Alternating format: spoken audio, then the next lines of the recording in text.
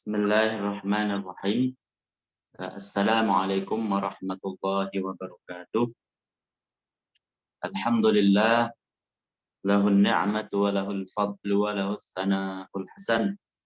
Wa salawatullahil barrir rahim wal malaikatil muqarrabin ala sayyidil mursalin Muhammadin wa ala alihi wa sahbihi at-tayyibin at-tahirin. Allahumma la sahla illa ma ja'altahu sahla wa anta ya hayyu ya qayyum taj'alul hazna idza syi'ta sahla. Allahumma akrimna bil ikhlasi fin niyyati wal qawli wal amal. Alhamdulillah, kita panjatkan puji syukur kepada Allah karena pada sore hari ini Allah masih memberikan kita kesempatan guna untuk melanjutkan kajian kita, kajian Ilmuddin Ad-Daruri, kitab Al-Qaulul Jali, dalam keadaan sehat wa afiah. Shalawat serta salam semoga tetap tercurahkan kepada baginda Nabi Muhammad sallallahu alaihi wasallam. Sebelum kita memulai, seperti biasa kami ingatkan, terutama saya pribadi dan para jemaah sekalian, untuk selalu menghadirkan niat karena Allah Subhanahu wa taala, karena mengikuti apa yang disabdakan oleh Nabi Muhammad sallallahu alaihi wasallam, innamal a'malu binniyat wa innamal likulli imri'in ma nawa. Jadi perbuatan-perbuatan yang baik untuk mendapatkan pahala dari Allah itu tergantung pada niatnya, yaitu niat yang baik. Sekarang kita akan melanjutkan tentang pembahasan kemarin tentang tentang istinja. Jadi kemarin kita menjelaskan tentang istinja. Istinja itu apa? Yaitu membersihkan kotoran yang keluar dari salah satu jalan depan ataupun jalan belakang. Jadi kemarin kita sudah menjelaskan sedikit tentang istinja. Jadi istinja itu apa? Istinja itu adalah membersihkan kotoran yang keluar dari salah satu jalan depan atau belakang dengan dua alat, ya kan? Dua alat. Yang pertama bisa memakai air. Kalau pakai air itu kemarin sudah kita jelaskan mungkin ya, itu harus bersih semuanya, baik bendanya ataupun sifat-sifatnya. Baik itu bendanya ataupun sifat-sifatnya. Maka harus bersih. Itu kalau pakai air. Atau juga bisa dengan selain air. Kemarin kita jelaskan. Akan tetapi selain pakai air ini, itu ada cara-caranya. Kemarin kita jelaskan bahwasanya cara penggunaan daripada alat yang selain air itu minimal harus 3 usapan.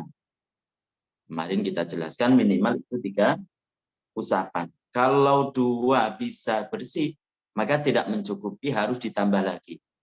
Kalau 3, tadi kan minimal ya, 3 itu belum bersih, maka wajib untuk menambahinya. Itu. Kemudian itu cara menggunakannya. Kemudian alat yang dipergunakannya itu selain air maksudnya, itu harus memenuhi 4 persyaratan kemarin. Pertama yaitu qali'. Kemarin kita sudah jelaskan, qali' itu apa? Mencongkel najis, menghilangkan najis ataupun mengangkat najis. Jadi bisa mengangkat benda yang dibuat untuk mensucikan kotoran yang keluar dari salah satu jalan depan atau belakang itu adalah sesuatu yang bisa mengangkat najis. Maka tidak mencukupi apabila perkara tersebut itu tidak bisa mengangkat najis. Kenapa? Karena halusnya perkara tersebut, alat tersebut seperti kaca umpamanya, itu kan nggak bisa. Kaca ataupun sesuatu yang halus. Seperti apa lagi? Seperti lagi tebu, ya kan? Kulit tebu itu kan, ataupun bambu. Nah, itu bukan mengangkat najis, akan tetapi meratakan najis, nggak bisa. Itu. Kemudian yang kedua, alat yang dibuat untuk digunakan selain air itu harus suci, bukan terbuat dari barang yang najis. Suci, tidak boleh memakai barang-barang yang najis atau yang terkena najis. Batu terkena umpamanya air kencing, tisu terkena air kencing, ataupun kotoran hewan yang sudah membeku, sudah keras, mengeras karena tertimpa sinar matahari saking lamanya kemudian mengeras. Itu enggak bisa karena itu terbuat daripada najis. Kemudian yang ketiga itu adalah jamid. Jamid di sini maksudnya adalah bendanya padat, keras, bukan sesuatu yang mencair, basah, bukan.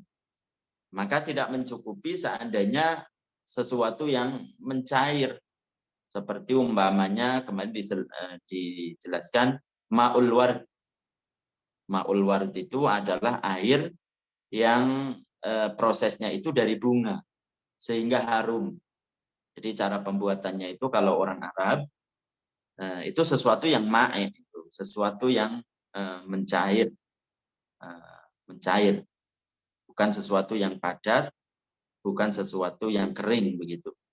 Maka tidak mencukupi. Jadi kalau prosesnya itu kan biasanya ada tempat kanan, tempat wadah, kemudian ada kiri botol umpamanya. Wadahnya ini kemudian apa? Kemudian berisi bunga dan berisi air. Kemudian nyalakan apinya sehingga nanti keluar asap. Nah, dari asap itu nanti masuk ke paralon. Paralon yang menuju kepada botol. Maka asap yang menguap itu, uapannya tersebut, itu nanti dinamakan air bunga. Prosesnya begitu. Itu tidak bisa mencukupi. Atau ada kain atau secari kain ataupun sesuatu yang awalnya itu bendanya adalah benda padat yang kering. Tapi basah umpamanya, maka tidak mencukupi. Maka tidak mencukupi. Jadi yang pertama adalah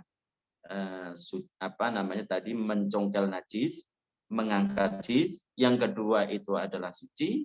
Yang ketiga adalah bendanya itu padat, kering. Kemudian yang keempat adalah tidak dimuliakan. Tidak dimuliakan sesuatu yang dibuat untuk membersihkan najis itu. Kalau dimuliakan, di sini yang dimuliakan yang dimaksud adalah berisi tulisan-tulisan syara. Apalagi ayat Al-Quran, apalagi hadis, kemudian fikih juga. Fikih, kemudian ilmu-ilmu tafsir, ilmu-ilmu syara.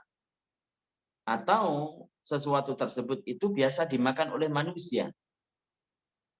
Roti umpamanya, roti yang sudah mengeras umpamanya. Tidak bisa digunakan karena itu dimuliakan. Maka hal-hal yang terkumpul 4 ini, semisal apa? Semisal batu. Batu itu kan satu juga mencongkel najis, mengangkat najis. Yang kedua itu suci. Yang ketiga adalah bendanya itu padat, kering. Yang keempat adalah tidak dimuliakan atau tisu yang kering. Maka ini mencukupi. Kalau alatnya itu yang dibuat untuk membersihkan najis itu selain air, maka seandainya dia berusaha untuk membersihkan dengan minimal 3 kali usapan, masih ada bekasnya, maka itu dimakfu. Maka itu dimakfu. Beda kalau pakai air. Jadi seandainya pun ada keringat, itu kan ya, mengenai bekasnya tersebut, kemudian mengenai celana atau kemudian sehingga ada baunya, maka itu dimakfu. Najis akan tetapi dimakfu. Sah sholat dengan tersebut, dengan keadaan begitu. Karena sesuai dengan apa yang digariskan atau diajarkan oleh para ulama yang tentu itu dari baginda Nabi Muhammad sallallahu alaihi wasallam. Kemudian juga di sini dijelaskan wa yasihhu dan sah al-istinja'u, istinja, yaitu istinja itu membersihkan kotoran yang keluar dari salah satu jalan yang mengotori tempat keluarnya. Wa yasihhu sah al-istinja'u, istinja bil hajari dengan batu, walau ma'a wujudil ma'i, walaupun ada air. Sah, tetap sah. Istinja meskipun ada air, beda kalau dengan tayamum ya. Kalau tayamum itu kan harus tidak ada air. Meskipun nanti penjelasannya tidak ada air itu tidak ada air karena memang secara makna tidak ada, artinya ada, akan tetapi ada perkara-perkara yang menghalanginya, ataupun memang benar-benar tidak ada. Intinya bisa seseorang itu tayamum karena tidak ada air, dengan perincian tidak ada air, nanti dijelaskan. Begitu. Tapi kalau di sini boleh orang tersebut itu istinja, membersihkan kotoran yang keluar dari salah satu jalan, depan atau belakang, yang mengotori tempat keluarnya itu dengan selain air meskipun ada air. Dengan syarat lagi, beristinja dengan selain air, dengan syarat lagi min ghairin tiqalin, sebelum berpindah, wa qabla jafafin, dan sebelum kering, lil khariji, pada perkara yang keluar. Jadi perkara yang keluar itu belum berpindah dan belum kering. Fa in taqala, apabila sudah pindah apa al khariju yang keluar, anil makanil ladzi istaqarra fihi, dari tempat keluarnya, dari tempat di mana ia menetap, yaitu tempat keluarnya, fihi, munfasilan, baik itu berpisah, artinya dari tempat keluar dengan di mana dia berada itu tidak nyambung begitu. Wajibal ma, maka wajib air. Fil munfasili, pada yang terpisah. Nah, kalau ada air kencing. Air kencing itu sudah mengalir pada bagian tempat tumbuhnya rambut umpamanya. Bukan mengalir sih, maksudnya ada percikan. Percikan mengenai apa? Mengenai tempat di bagian tumbuh rambut. Maka nanti wajib memakai air pada air seni yang ada di tempat tumbuhnya rambut tersebut. Begitu. Maka harus pakai itu, tidak boleh pakai selain air. Tidak boleh pakai selain air karena sudah keluar dari tempatnya. Syaratnya kan harus ini, harus harus masih menetap di tempat keluarnya. Kalau berpindah, beralih, maka beralih itu ada kalanya nyambung, ada kalanya tidak nyambung begitu. Kalau nanti tidak nyambung, seperti percikan yang ada di tempat tumbuhnya rambut pada kemaluan, maka yang percikan air seni tersebut yang ada di tempat tumbuhnya rambut itu wajib memakai air itu. Tidak boleh Bapak memakai selain air. Begitu. Wajib al-ma'u fil munfasili au muttasilan wajib fihi al-ma' aidan, atau muttasil, atau mengalir begitu, nyambung. Jadi air seninya itu nyambung kemana? Ke tempat tumbuhnya rambut pada kemaluan. Nyambung pada tempat keluarnya, mengalir begitu, kan ada seperti itu. Maka itu juga wajib untuk memakai air. Karena sudah berpindah dari tempatnya. Wa amma illam yanfasil walan taqala, sedangkan kalau tidak berpisah, walan taqala, dan belum berpindah, anil makanil ladzi wasala ilaihi, dari tempat yang nyampe ke di mana dia berada, yaitu tempat keluarnya dari kotoran tersebut, wastaqarra fihi, kemudian menetap padanya ibtidaan awalnya walam yujawiz al-baulu, kemudian air kencing itu tidak melewati wanahu dan selainnya, jadi sesuatu yang keluar dari jalan depan, hasyafatar rajuli, kemaluan laki-laki, walau wasala ila madkhalid dzakar 'indal mar'ati, dan air seni yang keluar dari bagian depan itu tidak nyampe pada bagian yang dimasuki kemaluan laki-laki bagi perempuan, 'indal mar'ati, wala jawaza, dan tidak melewati al-ghaitu, yaitu tinja, as-safhataini, safhatain. Apa safhatain?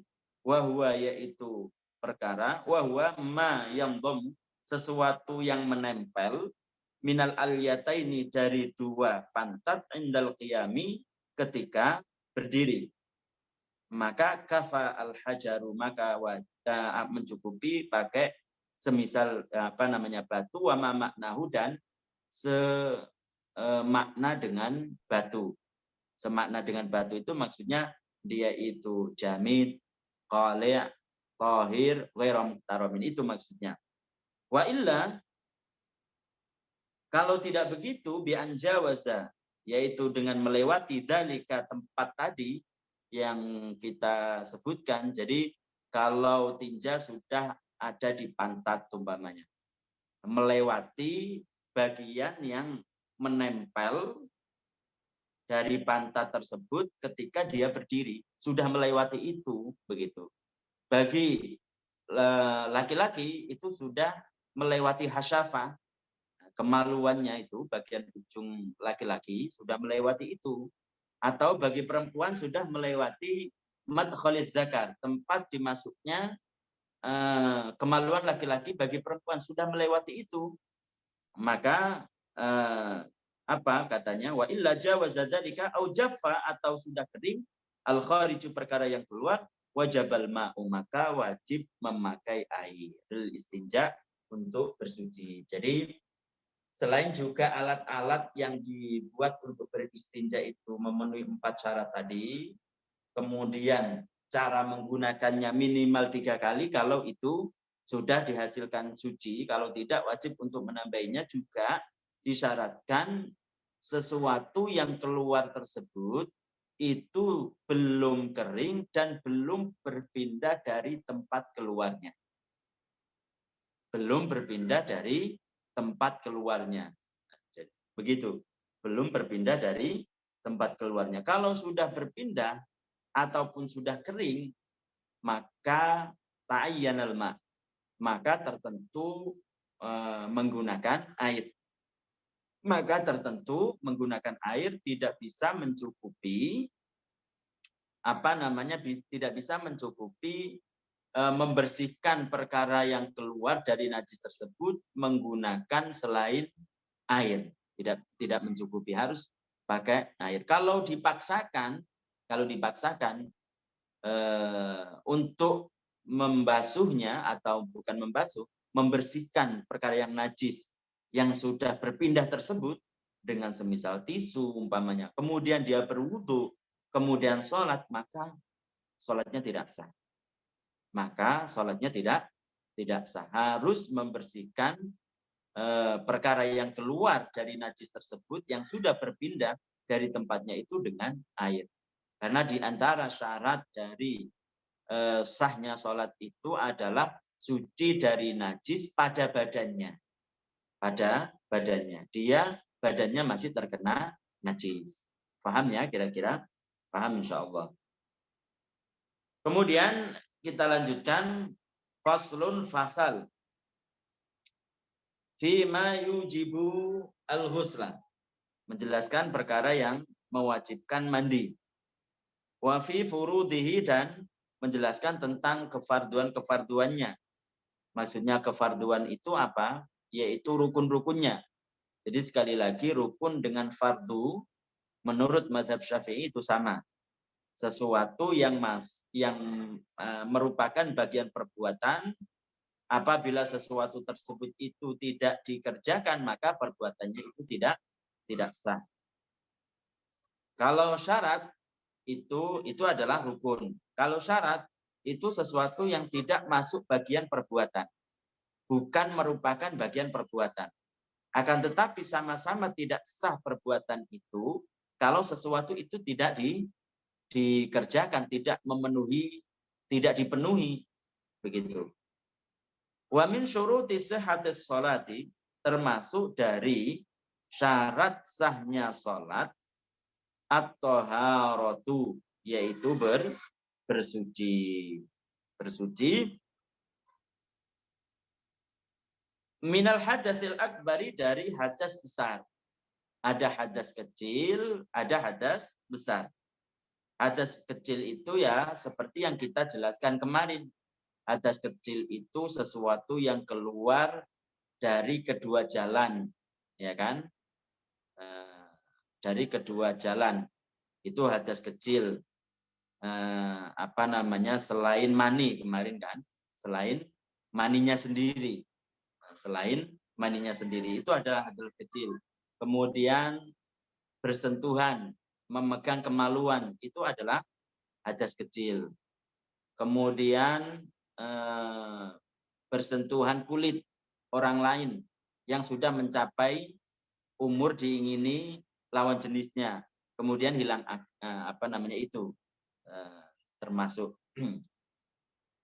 Jadi di sini hadas akbar, besar, wa yakunu dzalika, hal tersebut itu dengan bil ghusli, dengan mandi, awit tayammumi, atau dengan tayamum, liman, bagi orang ajaza, yang lemah atau tidak mampu, tidak bisa, anil ghusli, untuk mandi. Jadi untuk menghilangkan hadas besar tersebut itu bisa dengan mandi atau tayamum.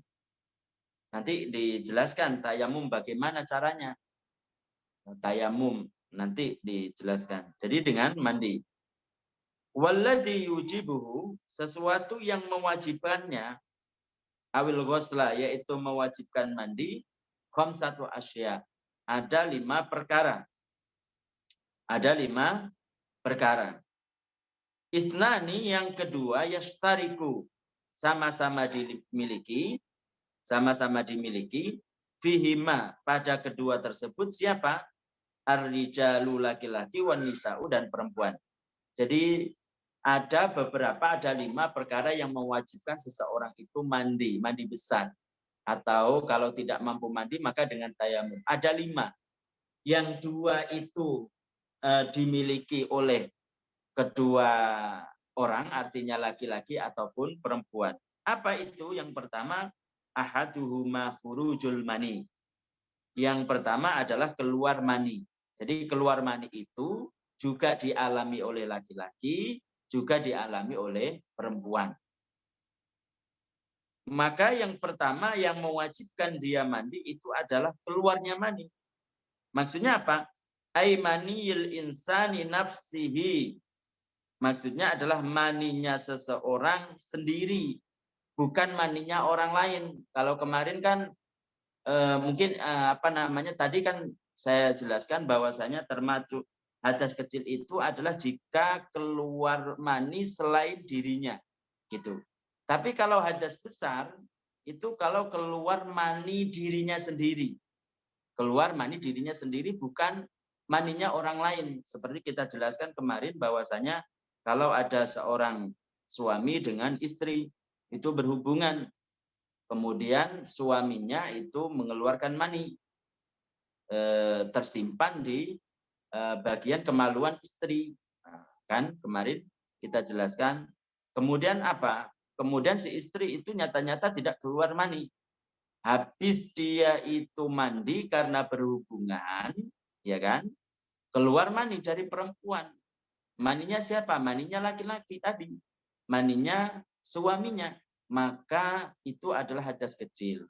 Wajib bagi dia untuk berwudu. Wajib bagi dia untuk berwudu, begitu. Tapi kalau yang di sini mewajibkan dia untuk mandi besar, itu maninya dirinya sendiri. Kalau tadi kan tidak wajib mandi bagi perempuan tersebut. Keluar mani karena bukan maninya dirinya sendiri, tapi maninya suaminya. Wajib untuk berwudu tidak wajib mandi, ya kan? Itu. Makanya di sini yang disebut wajib untuk mandi itu kalau dia keluar mani dirinya sendiri. Kemudian wal muradu yang dikehendaki bi khurujihi dengan keluar mani, zuhuruhu, nampaknya mani ila zahiri hasyafatir rajuli, pada bagian luar kemaluan laki-laki. Itu dinamakan keluar. Kalau masih di dalam, kan biasa ada mungkin sebagian orang ketika dia kayak mau keluar kemudian ditahan begitu kan, ternyata dilihat di kemaluan itu nggak nampak, tapi dia merasanya itu keluar, maka tidak wajib untuk mandi. Kenapa? Karena itu belum keluar. Termasuk perkara yang mewajibkan mandi adalah keluarnya mani.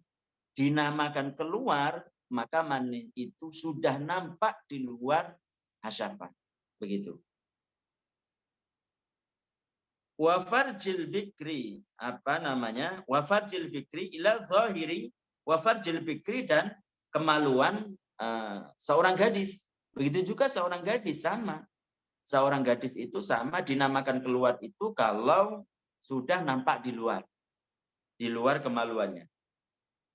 Kalau wawusuluhu, dan nyampe nyamani ila ma yadharu, pada bagian yang nampak min farjis tayyibi, pada kemaluan janda atau sudah pernah berhubungan, begitu maksudnya di sini.